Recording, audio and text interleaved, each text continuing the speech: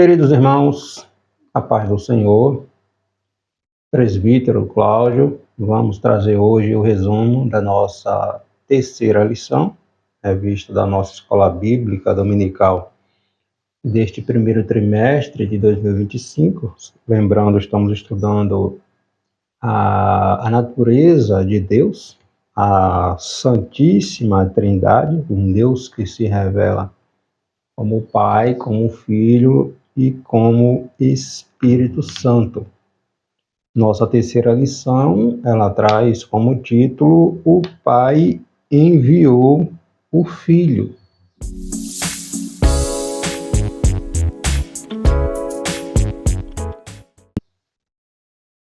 Falando sobre a missão que começou em Deus. Deus Pai envia Deus Filho, Deus Pai e Deus Filho envia o Deus Espírito Santo. Então, a Trindade no plano, atuando em unidade no plano da redenção. Estamos estudando que não são três deuses. Há um só Deus subsistente, em três pessoas: Deus Pai, Deus Filho e Deus Espírito Santo, certo? A Trindade, novamente, não é vista como três deuses, irmãos, mas como três pessoas em um único Deus. Em um único Deus. Pegamos na nossa primeira lição o exemplo de Jesus, Deus Filho sendo batizado, Deus Pai falando: este é meu Filho amado em quem eu tenho alegria, em quem me dá prazer, e o Espírito Santo em uma forma corpórea de uma pomba, ali pairando sobre o Deus Filho. Jesus nos ensinou a batizar no nome do Pai, do Filho e do Espírito Santo.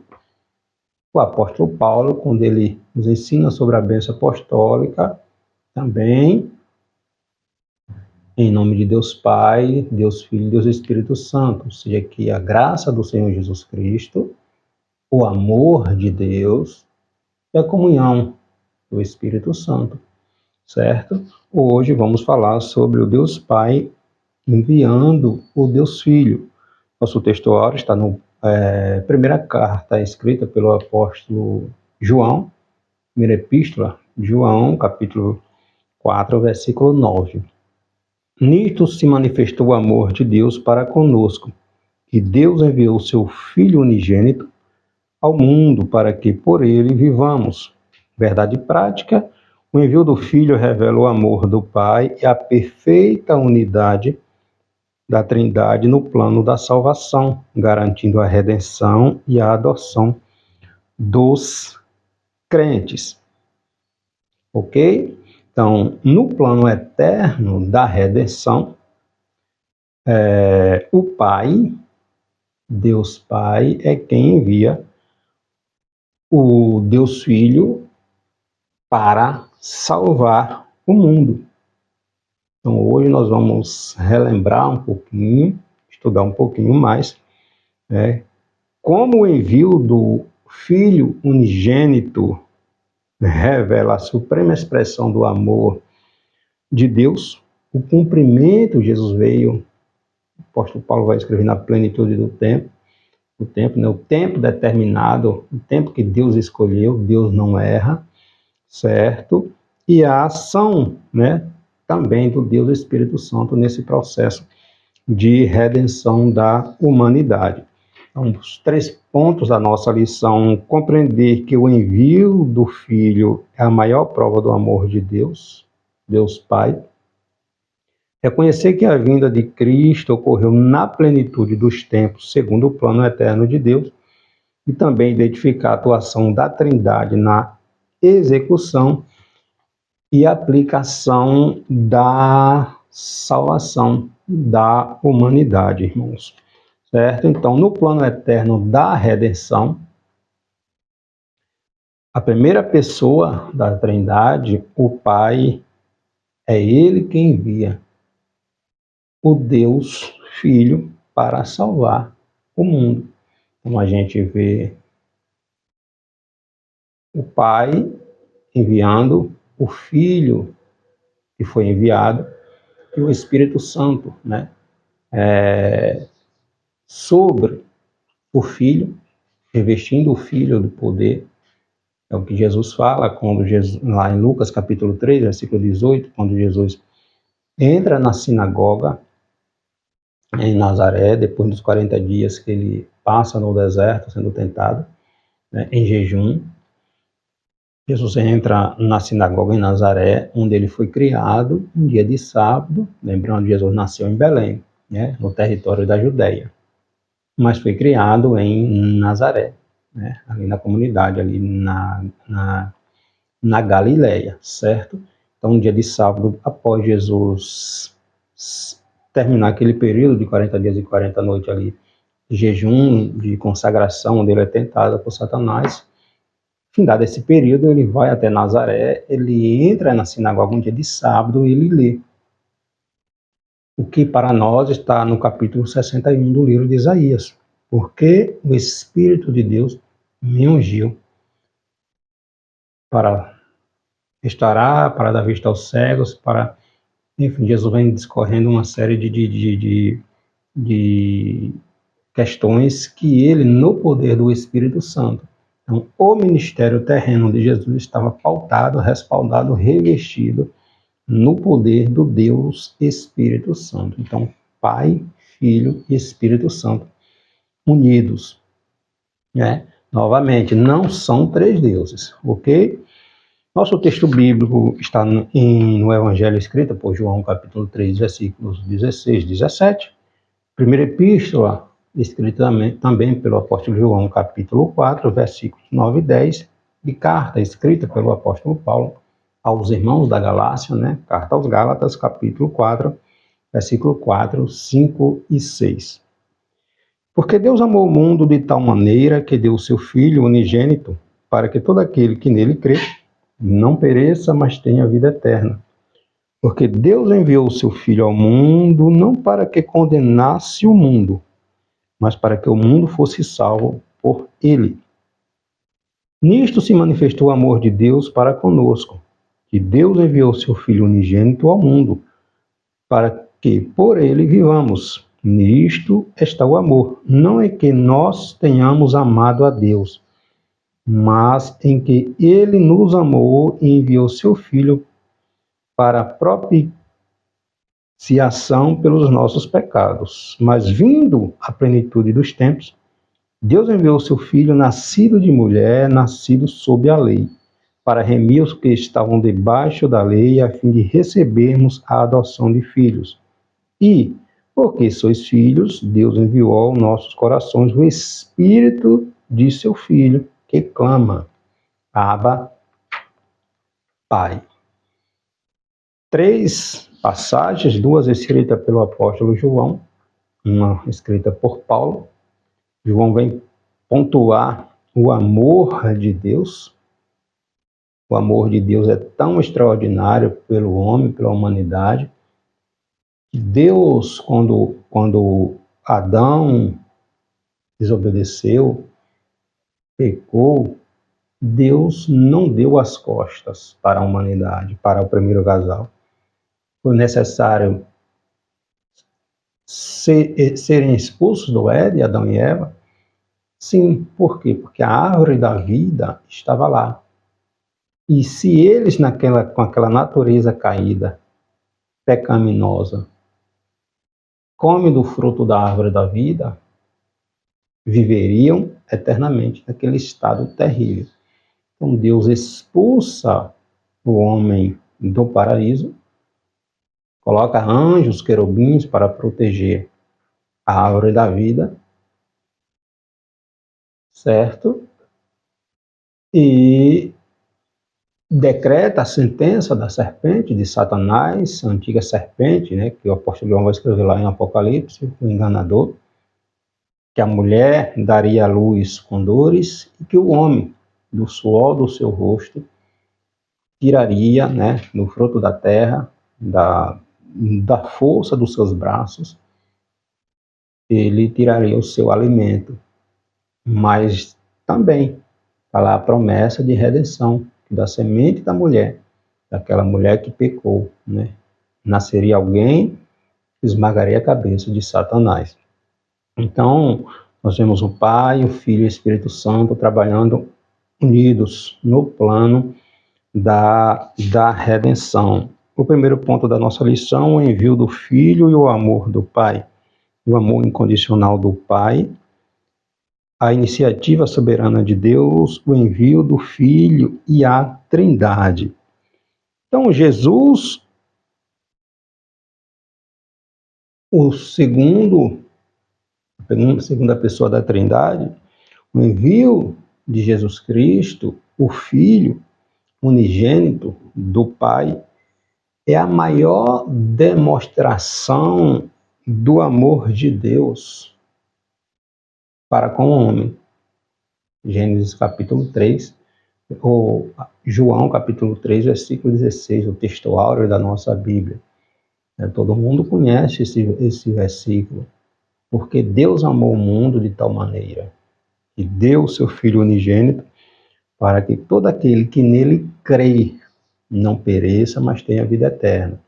No versículo 18 do capítulo 3, parte A, parte B, está dizendo que quem não crê em Jesus, Jesus diz que quem não crê em mim já está condenado. É porque esta pessoa seria uma pessoa má? Não, não é isto. É porque Jesus é o caminho. João capítulo 14, versículo 6.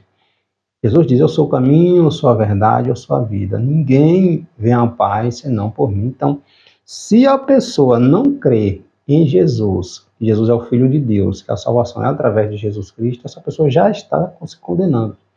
É Jesus que condena, não. É a própria pessoa que está se autocondenando. Porque não existe outro caminho que se chegue a Deus, chegue ao céu, se não for através de Jesus Cristo. Certo, irmão? Então aqui está o amor ágape, né? O amor de Deus, o amor desinteresseiro, o amor incondicional, o amor sacrificial. Nós não temos nada para dar para Deus. O estado do homem é tão desgraçado sem o Senhor que até para nós, irmãos, irmos até o Senhor, precisamos do Espírito Santo nos convencendo. É o que João vai escrever lá no capítulo 16. O Espírito Santo nos convence do pecado, da justiça e do juízo. Então, é o Espírito Santo que nos convence. É Deus que veio até nós. É Deus, através do seu Espírito Santo, a terceira pessoa da Trindade, que vem até nós e nos convence de que precisamos nascer de novo. Jesus conversa com Nicodemos, né, aquele mestre da lei. João capítulo 3. É necessário nascer de novo. Paulo vai escrever aos Coríntios, né? Nova criatura. Mudança de mentalidade, mudança de atitude, mudança de comportamento. 2 Coríntios capítulo 5, versículo 17. Então, é necessário nascer de novo. Então, se o Pai, o Filho, o Espírito Santo não vem até nós, de maneira nenhuma, pela nossa própria natureza caída, pela nossa própria vontade, iríamos até o Senhor. Tá? Então, nós vemos o Pai, o Filho e o Espírito Santo unidos, né? Nós vemos o amor de Deus. Então, a nossa lição fala, o Pai enviou o Filho. Para quê? Para que todo aquele que creia nele não pereça, mas tenha vida eterna. Então, o maior exemplo de amor que Deus nos dá, enviando o seu Filho para ser maldito. Está escrito, maldito todo aquele que for pendurado no madeiro.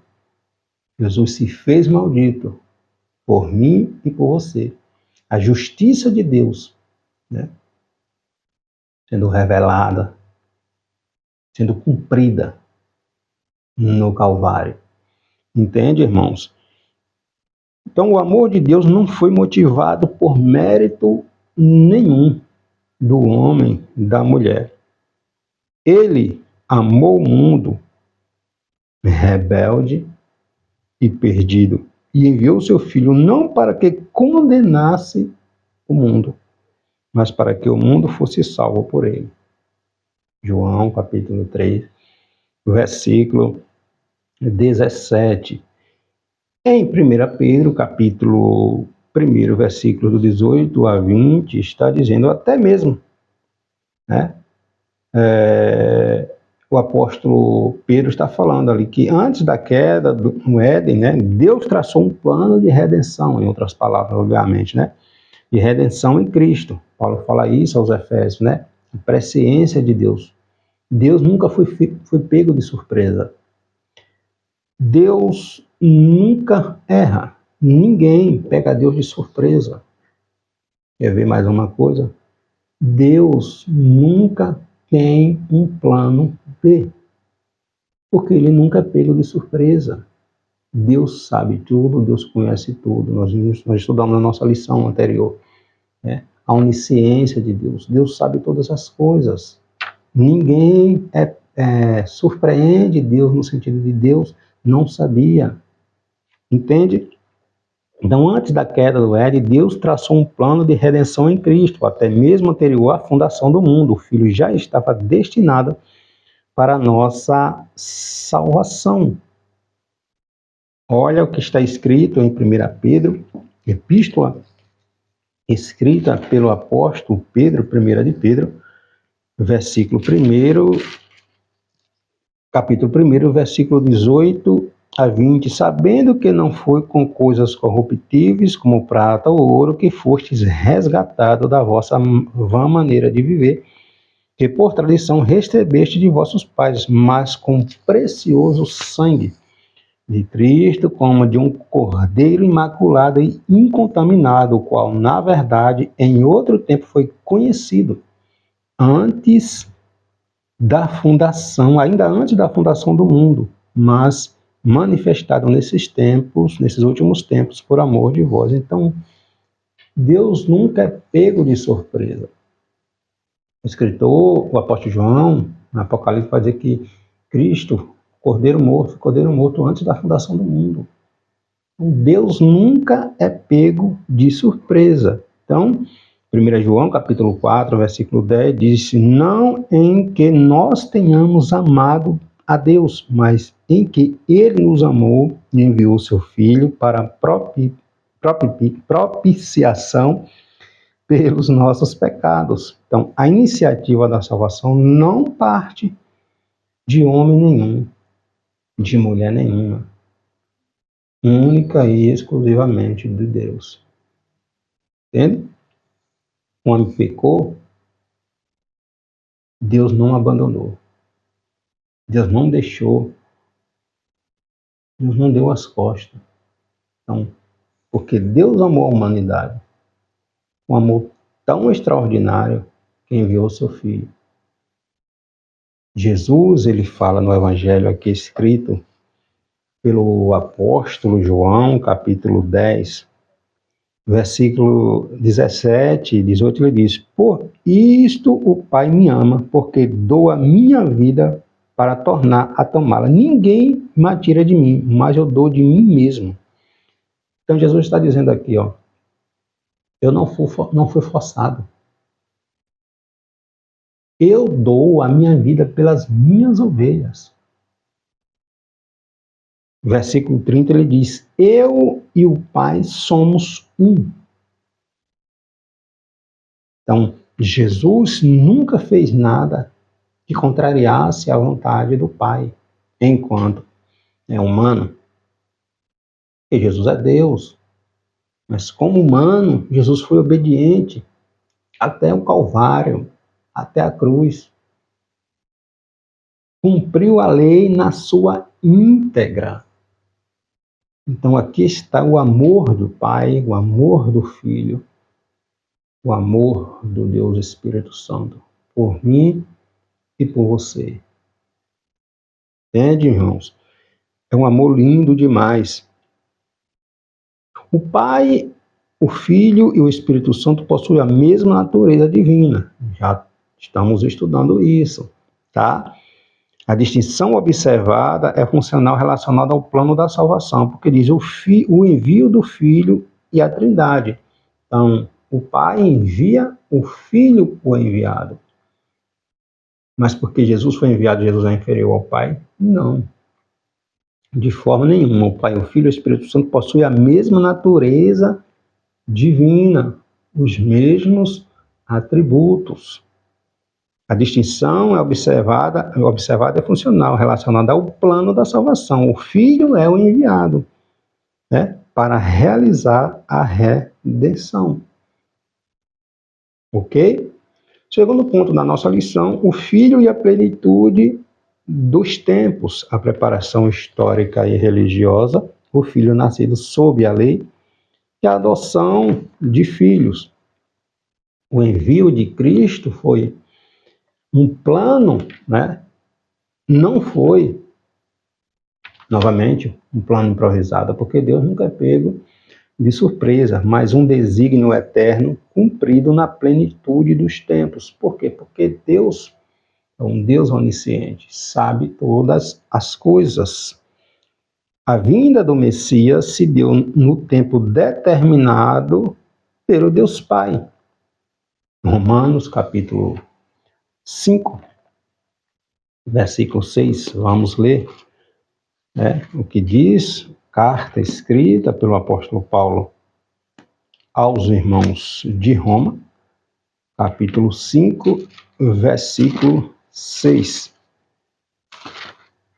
Sabendo isto, que o nosso homem velho foi com ele crucificado, para que o corpo do pecado seja desfeito, para que não sirvamos mais ao pecado. Desculpa, capítulo 5, versículo 6. Porque Cristo, estando nós ainda fracos, morreu a seu tempo pelos ímpios.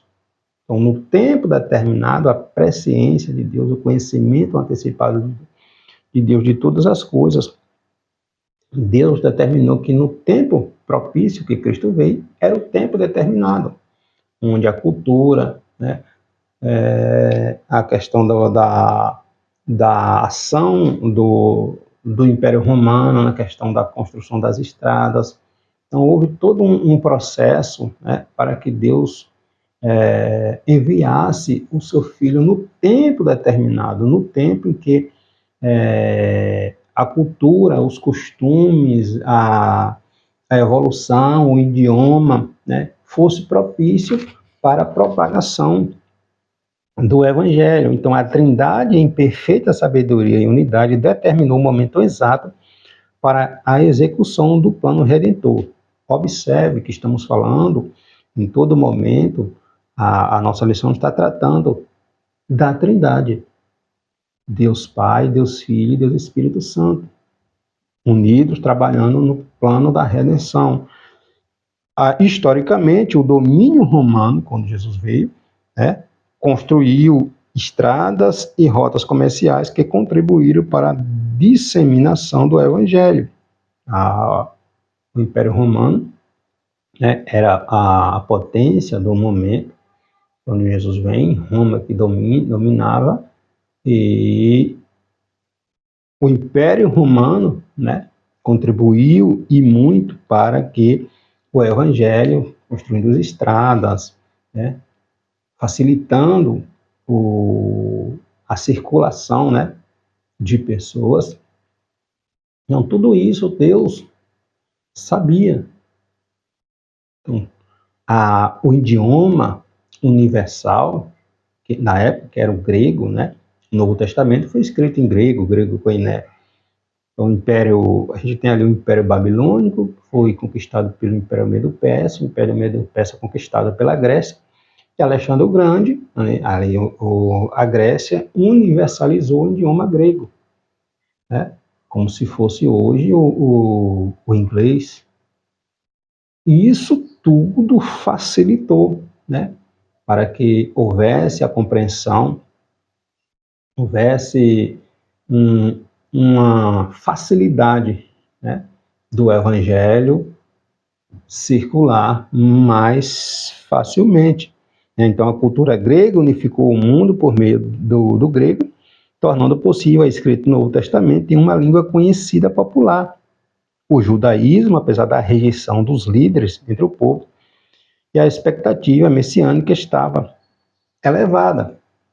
No tempo de Jesus, a gente tem ali os fariseus, os saduceus, né, os essênios. Os fariseus, a gente vê em várias oportunidades aqui nos evangelhos, eles confrontando, né, tendo aqueles embates com Jesus. Mas, olhando por outro lado, essa separação, este zelo exacerbado, até que eles tinham pela lei, a gente vê isso nos embates dele com Jesus, também ajudou. Por quê? Porque não havia mistura, né? Eles esperavam o Messias, mas não aceitaram o Messias que veio. O Messias verdadeiro eles não esperaram. Mas toda essa separação, este zelo até exacerbado que eles tinham, contribuíram para manter a separação. A gente, voltando um pouco na história, em 721, 722, o Reino do Norte foi destruído pelos assírios e a maior parte da população do Reino do Norte se aparentaram com povos de outras culturas, gerando essa miscigenação, essa mistura, de onde se originou o povo samaritano. O Reino do Norte, pelo contrário, mantiveram, né, a sua pureza. Foram levados para o cativeiro, muitos ficaram lá, né, são chamados helenistas, mas aqueles que voltaram com Esdras, com Zorobabel, com Neemias, né, mantiveram a sua pureza, né, se relacionando, casando apenas com judeu com judeu. Então mantiveram essa linhagem pura, né, este zelo. Os fariseus zelavam por este zelo, né? Então isto também acabou contribuindo, certo? Para que mantivesse essa esperança, esse apego, esse fio de esperança no Messias. O Messias veio, eles não aceitaram, aí é outra história.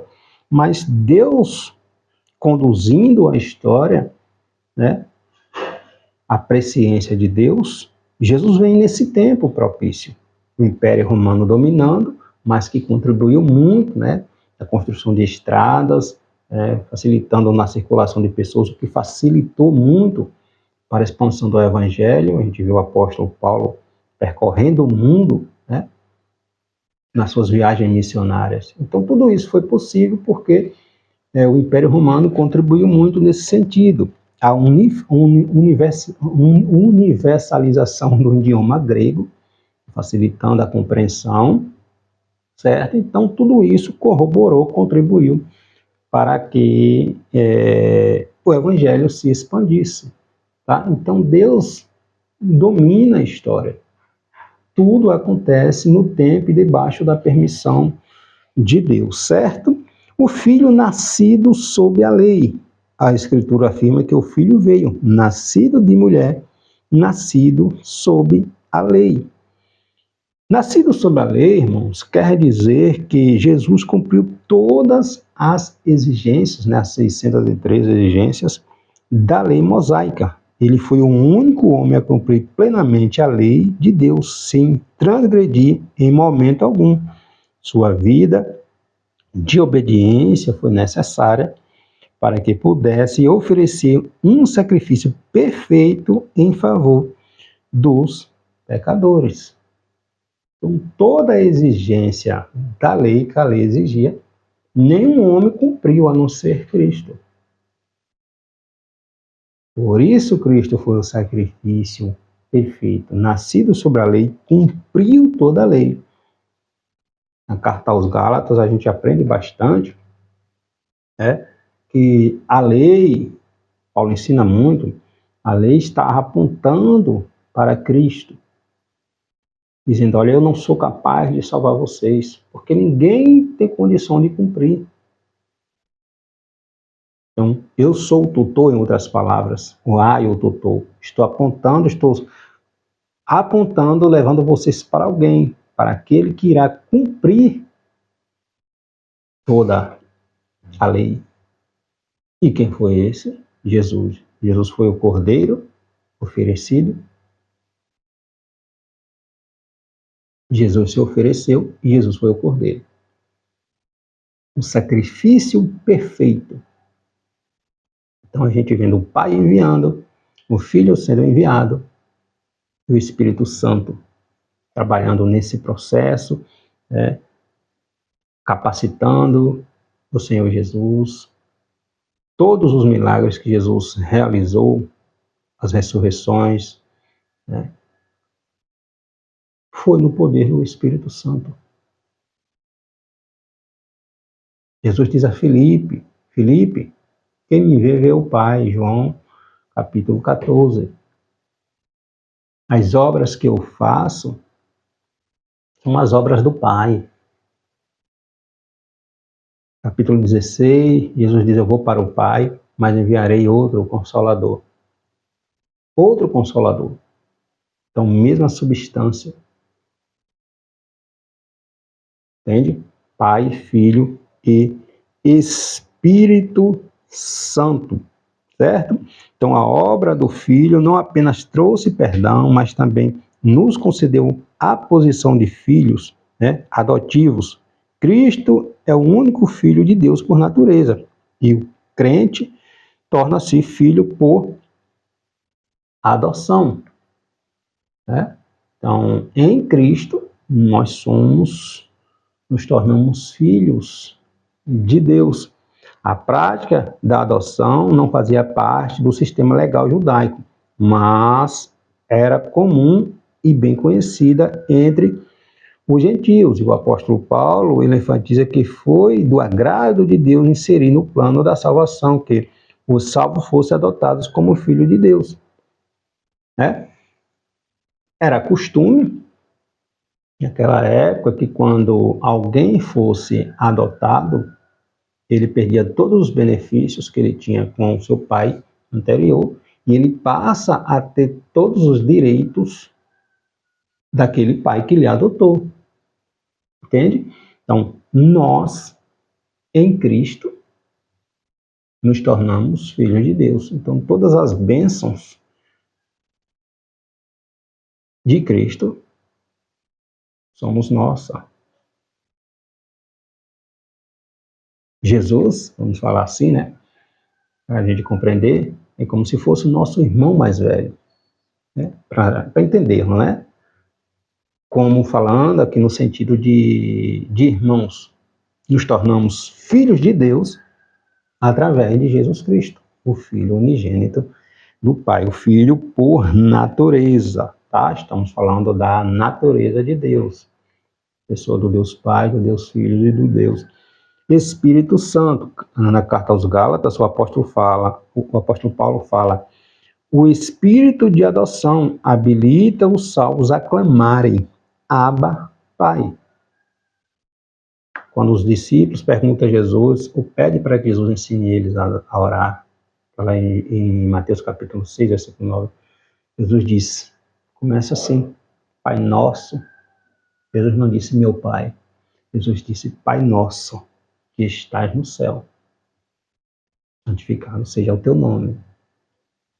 Pai Nosso, que estás no céu. Então, em Jesus, é preciso estar em Jesus. Nos tornamos filhos de Deus, herdeiros, co-herdeiros das bênçãos celestiais, através do Senhor Jesus Cristo. Isso é algo extraordinário, irmãos.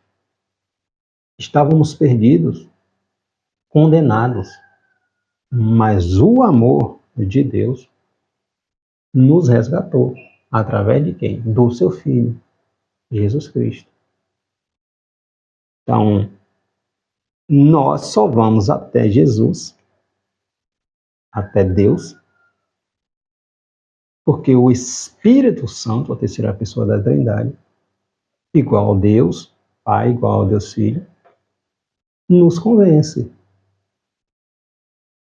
Então, nós oramos ao Pai em nome do Filho, no poder do Espírito Santo. Entende?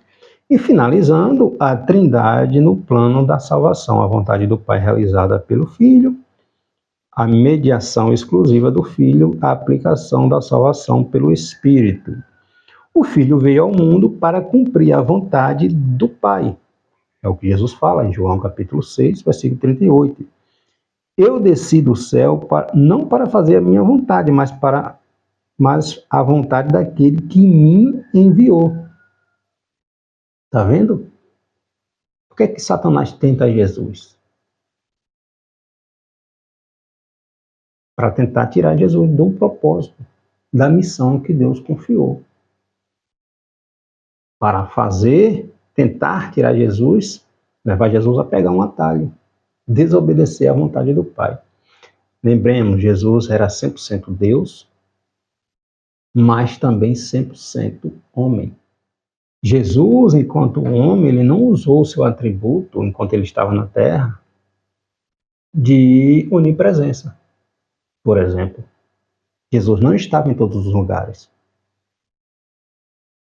Jesus estava sujeito, né, ao tempo e ao espaço aqui, enquanto homem. Jesus cansou, Jesus dormiu. Entende? 100% Deus, mas 100% homem. Na carta aos Filipenses, capítulo 12, está lá dizendo, Jesus, ele se esvaziou da sua glória. Ele nasceu de mulher. Ele sangrou. Entende, meus irmãos? Então ele diz, eu desci do céu para fazer a vontade, não para fazer a minha vontade, mas a vontade daquele que me enviou. A obediência de Jesus é perfeita, revelada pela submissão ao Pai. E ele mesmo testifica, João 8, 29, porque eu faço sempre o que lhe agrada. O que agrada a quem? O que agrada ao Pai. Né? Então, em Cristo, nós vemos a expressão sublime da obediência. Foi obediente até a cruz. Do amor, porque se entregou. O que ele fala aqui no capítulo 10, versículo 18. Ninguém me tira de mim a minha vida, mas eu de mim mesmo eu dou. Ele diz, eu dou a minha vida pelas minhas ovelhas. Em outras palavras, ele está dizendo, ninguém me força não, eu mesmo dou. Porque Pai, Filho e Espírito Santo unidos na missão de resgatar a humanidade. Isto é amor. Então nós vemos a obediência de Cristo, a missão que Deus lhe confiou, né? O amor de Deus e a unidade perfeita da Trindade. Quando a gente vai para Isaías, capítulo 6, Isaías tem aquela visão de Deus sentado em seu trono, e o anjo vem e purifica os lábios de Isaías com a tenaz, com a brasa, e Isaías é purificado do seu pecado. Isaías fica tão atemorizado, ele pensa, ele diz, eu vou morrer, porque eu sou pecador, homem pecador e vivo no meio de um povo que peca. Então, quando Isaías é purificado, Isaías escuta Deus falando. Deus não está falando com Isaías nesse momento. Mas quando Isaías é purificado do seu pecado, Isaías escuta Deus falando, Deus conversando lá. A quem enviarei? Quem há de ir por nós? A quem enviarei? Quem foi que veio nos resgatar? Quem foi que veio morrer no meu e no seu lugar? Quem foi que suportou tudo para que hoje apenas confessemos que Ele é o nosso Senhor, que Ele é o nosso Salvador e que não há salvação sem Ele, e o aceitemos como Senhor e Salvador da nossa vida.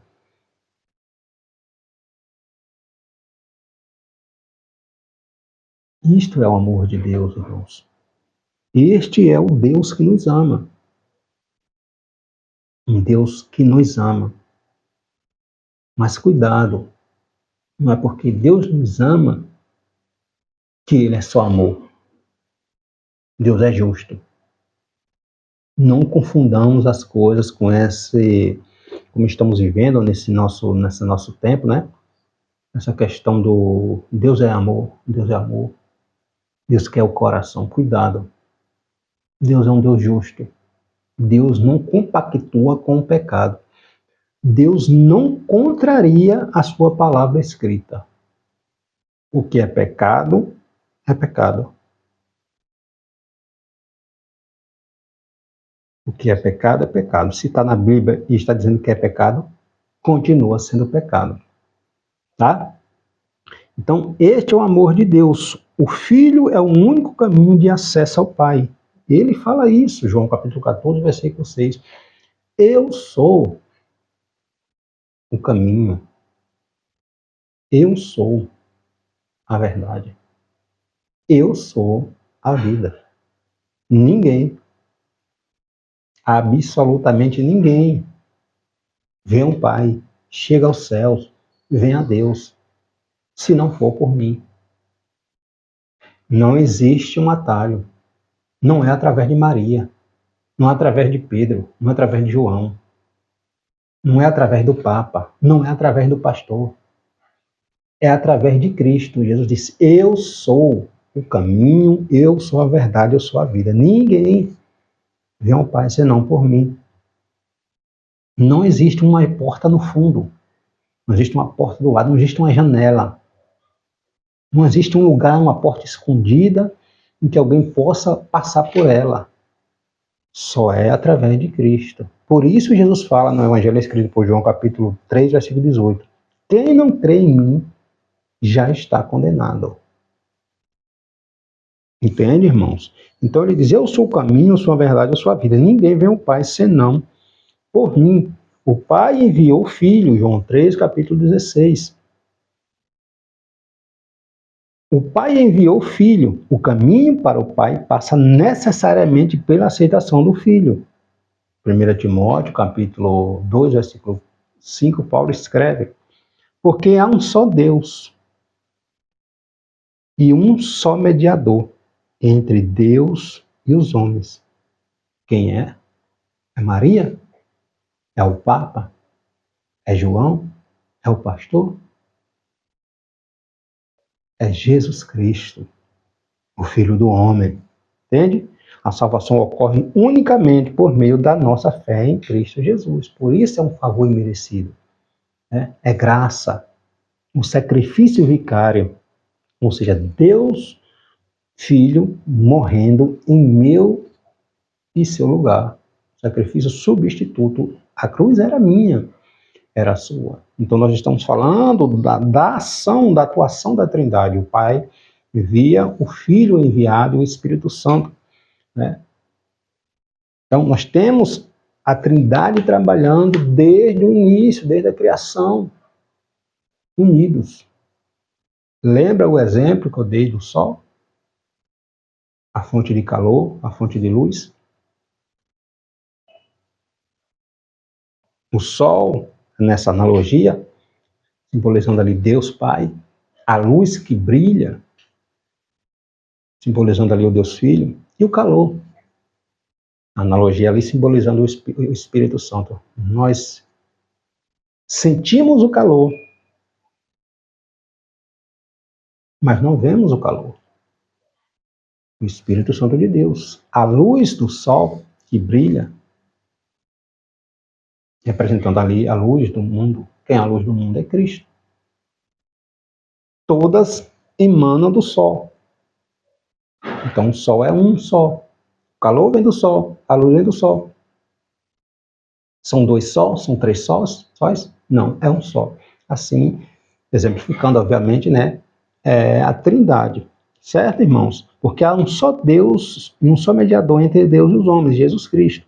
Certo? E o Espírito Santo, a aplicação da salvação pelo Espírito. O Espírito Santo, chamado de Consolador, e Espírito da Verdade, foi enviado pelo Pai e pelo Filho. Jesus disse que o Espírito viria para convencer o mundo do pecado, da justiça e do juízo. É o Evangelho escrito por João, capítulo 16, versículo 18. Versículo 11 ao 16. 8, desculpa, ao 16, ao 11. João capítulo 16, versículo do 11 ao 11º, certo? Então, olha o Espírito Santo aqui. Jesus disse que o Espírito viria para convencer o mundo. Vou para o Pai, mas não deixarei órfão. Enviarei outro Consolador, certo? Então, irmãos, é o Espírito que ilumina a mente para o conhecimento de Deus. 2 Coríntios, capítulo 4, versículo 6. Ensina a verdade, regenera os pecadores, sela os que creem, opera a santificação progressiva. Aceitamos a Jesus Cristo hoje, iniciamos nosso processo de santificação, mas ela é progressiva. Quem é que trabalha em nós nesse sentido? O Espírito Santo de Deus. Entende? O Espírito Santo de Deus opera a santificação progressiva e assegura a perseverança dos crentes. O Espírito glorifica o Filho, pois foi enviado para testificar de Cristo. Jesus fala isso, João capítulo 15, versículo 26, né? Revelando sua pessoa e obra no coração do homem. Então, o Espírito nunca age independentemente do Filho ou do Pai. Sua missão é intrinsecamente, né, e de exaltar a glória do Deus Trino. Jesus fala isso. Vamos lá, João capítulo 15, versículo 16, que o Espírito... vamos lá, João capítulo 15, versículo 16. João capítulo 15, versículo 26. Mas quando vier o Consolador, que eu da parte do Pai vos hei de enviar, aquele Espírito de verdade que procede do Pai, ele testificará de mim. Ele dará testemunho de Cristo. Quem é que convence novamente o homem do pecado? E que ele precisa de Cristo.